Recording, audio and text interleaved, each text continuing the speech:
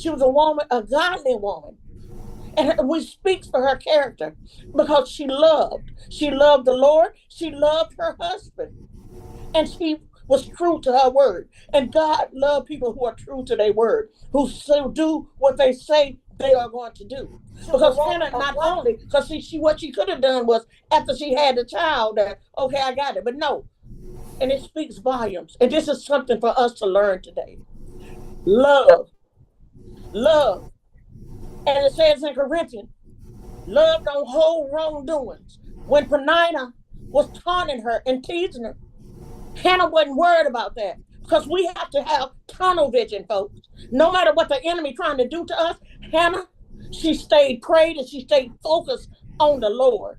And I say that Elkanah is a man of God because no matter, he stood by his wife. He went to the temple yearly. He prayed. He never stopped praying for her. He prayed for his family.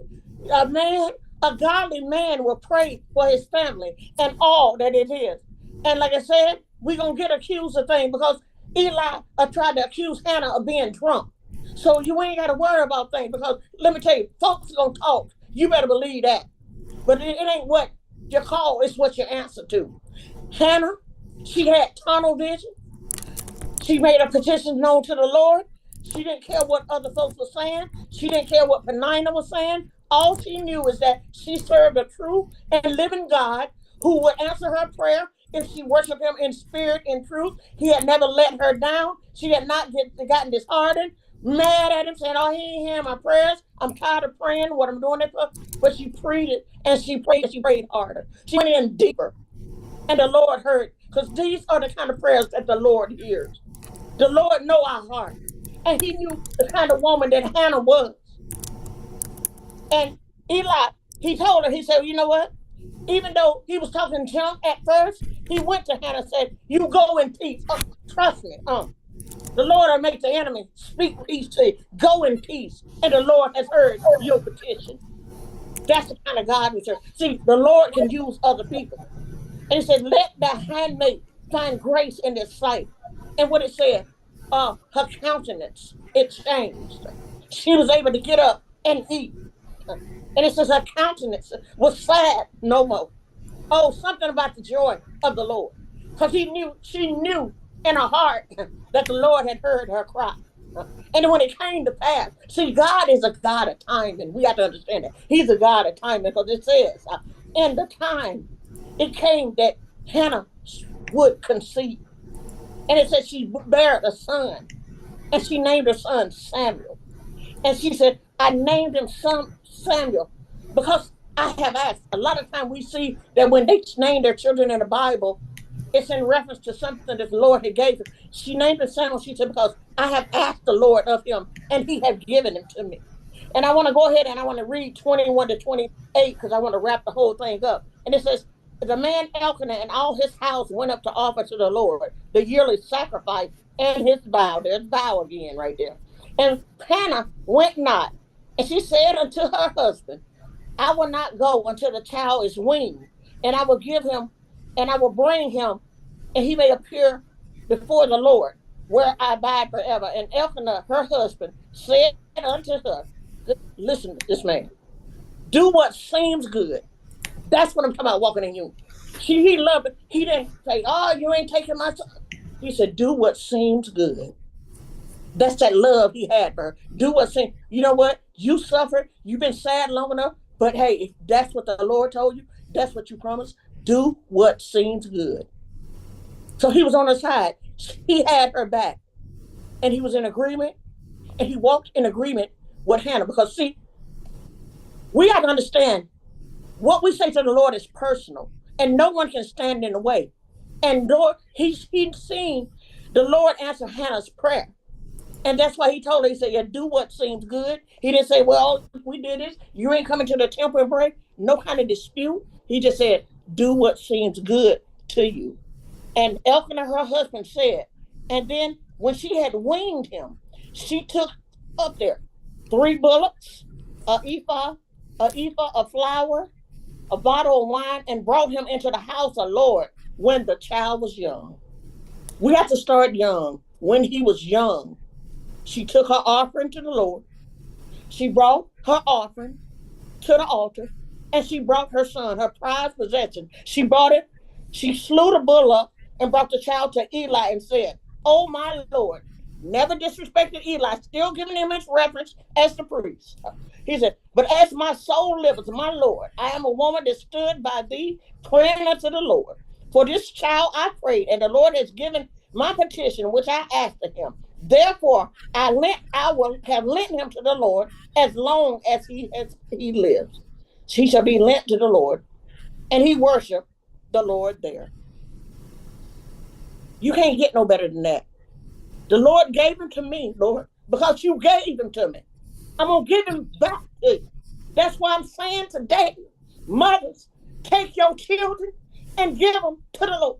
I'm trying to tell you, if you don't raise your children in the admonition of the Lord, the streets is going to have them. But you can know, like Hannah, no matter what comes your way, no matter what enemy try to do to you, focus on the Lord. We got to have tunnel vision.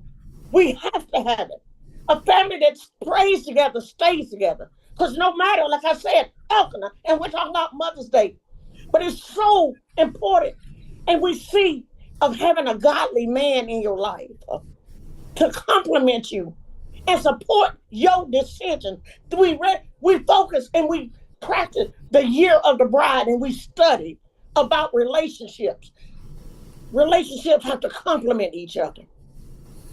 And these two, even when they didn't have any children, they walked together in the Lord. That's so important in relationships, whether you're in them, you've been married for 50 years, trying to get married, engage, walk in the Lord. The Lord say be equally yoked. Pray without ceasing. There's so many things that can take the distraction off what we're doing. Oh, social media, what folks say, oh, they ain't right for you. They ain't right for you. They ain't who you should be with. You shouldn't be with this person. But God knows. And who the God gives, that's who it should be. That's who you should be with. Someone to walk in unity, to raise your children up and do what the Lord wants us to do. And because of this, she was blessed. And the Lord blessed her so much. Then not only that, when she gave Samuel, it went on to say that she had more children. But she had to wait her appointed time. I don't care what you're doing, the Lord will send someone your way to walk. Ask the Lord for who He wants you to be with, someone you can walk in unity, someone that knows the Lord or willing to grow in God's grace with you. That is so important. You lead by example. That's what your children should see. And we see this as a prime example of a perfect couple. And we know that otherwise that was allowed in the Bible. What I'm trying to say, the dynamics, because we are focusing on love. And that is the theme of love. The love that kept these two together. And the Lord was able to give them the desires of their heart. And they was blessed. And the Lord, what Hannah needed more, she gave that son back. And won't God get an increase? Lord, everything I have is yours. Here, I'm going to give it to you. And He gave her more children. All I'm trying to say, there is no greater and more powerful love than a mother's prayer. Because Hannah prayed. She prayed to the Lord, and she kept praying because she knew if she didn't give up, she knew the Lord was going to bless her in this time. And we can all attest that we prayed. Some blessings came right away. Some answers came right away. But some of them we had to wait on because the Lord knew maybe it wasn't time to get that blessing because we wouldn't have done the right thing with it. But the Lord knows when you need it and what to give you and what is best for you. So I say like Hannah, she was a praying mother. And I'm so glad that we had praying mothers, and I believe beyond a shadow of a doubt that we on this line and we're in church and in God's faith because we had praying mothers, grandmothers, prayer mothers, godmothers, sisters, all type of praying families. Because God's love must not suffer loss. We thank God for everything, but we thank God for mothers today. He made Eve the mother of all living things. We have a role, and the Lord blessed Hannah in a role because she had everything. She had a loving husband. She had it. Didn't seem like she needed to want, but the one thing that she did not have that she needed the Lord to give her, and that was her child Samuel. We know that Samuel, he wound up being in one of the prophets and all of those things, and he was trained under Eli and all of that, and the Lord came to Samuel. But that was instilled because that's what he was around. But like I said, he was, as soon as he was weaned, young, took him to the house of the Lord. And that's what we have to do with our children. And that's what is needed now, is our children being brought up in Sunday school, teaching God's word, knowing, monitoring what they're doing and everything, who they're around, their surroundings. So give your children are a gift from the Lord. So you be like Hannah, give your children back to the Lord. And we still pray for our children. I don't care how old they get. We still pray for them. Lord, keep them. Build a fence all around our children. And we just thank God for that. And we just learned from Hannah, a praying woman. And I didn't want to take too long, but I'm saying just there's nothing more powerful love than a mother's prayer. And her learn, and we can learn from Samuel.